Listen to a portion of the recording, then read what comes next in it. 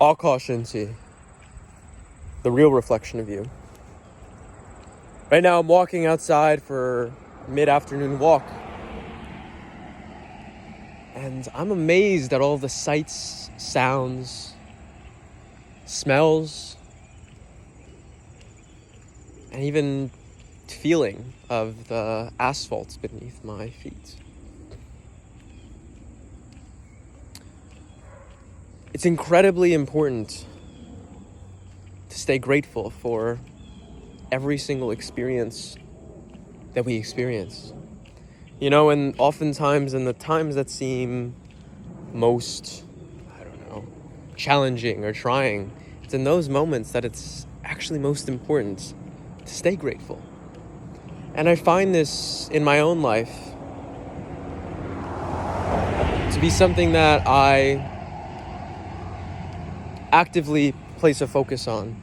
Right, in my daily morning ritual, I write in my gratitude journal, I write 5 things, 5, count them, that I'm grateful for just to kick off the day.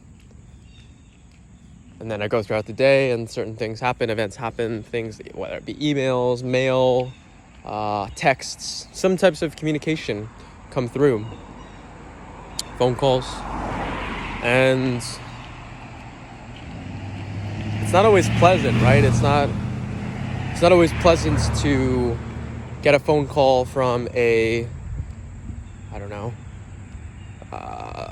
for example, like from my bank saying, hey, well, they didn't even tell me. But to find out that all of a sudden it's midnight and your car gets repossessed, like that's not a fun experience to have, or it's not a fun experience to have. But I mean, it depends on who you are. I kind of actually, in some ways, thought it was fun. It was enjoyable. But again, that comes from the place of, I'm not attached to these things. It's not like, I know that the car is not a symbol of who I am. You know, it's just a car. It's just what gets me from place to place. Yeah, I had fun driving it. Yeah, it would enable me to be more mobile. But the mobility that it provided me in terms of the distance, there was a trade-off for it, right? I wasn't moving around as much. Like, I wasn't walking around as much, or I wasn't biking, which I will be biking probably sometime over the next few days, just more and more, in the sense that that'll be my form of transportation. And these are forms of transportation for me that engage my body and engage my health. You know, I appreciate that. I like that because I value my health, like, supremely so. And I was having a conversation with my dad last night. I was talking to him and I was like, hey, yeah, they took the car and everything like this. And I was just talking like details out with him, you know? And we ended up talking for, a little over an hour or so. And he was telling me a couple things that, like his perspective on the way that I'm living and how he may have some disagreements on the way that I live and the way that I do things, but it is what it is, you know? But I still listened. And I actively listened, right? I pretty much planted my feet into the ground and I was like, let's see what Dad has to say. Why? Because I respect my father. My father is an incredible man, a man who, he made it, you know? He's the type of guy who he was living on, I think at one point in his life, like he was telling me like rent was like $50 and it was like $50 and it was like, they had no idea how they were going to afford that every single month. And it's just, to me, it's incredible to see a man who was living in his place back in India where couldn't afford $50 a month and then comes to the United States and ends up like living in a very beautiful neighborhood, has a family and things of this nature. And it's important to be like, I'm grateful for that. I'm grateful for his experience. And he was telling me how difficult it was because when he was really young, his family was really, really wealthy.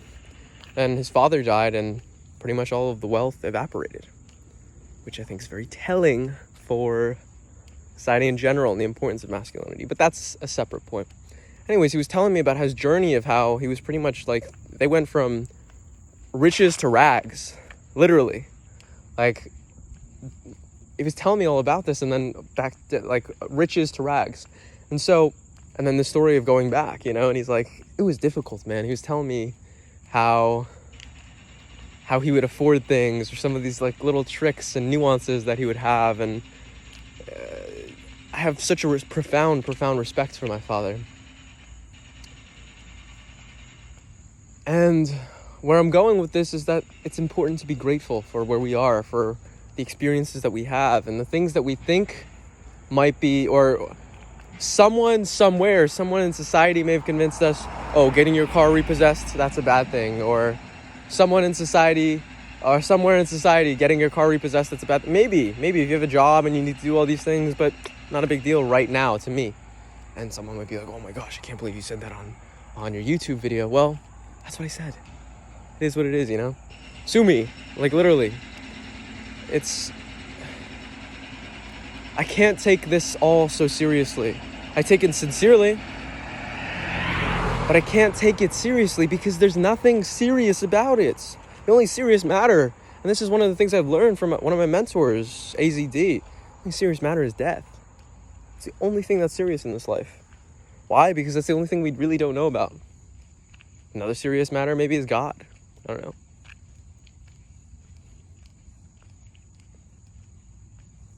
These are my expressions for today.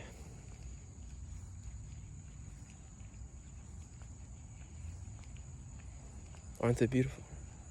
Keep up, thrive, and stay sexy.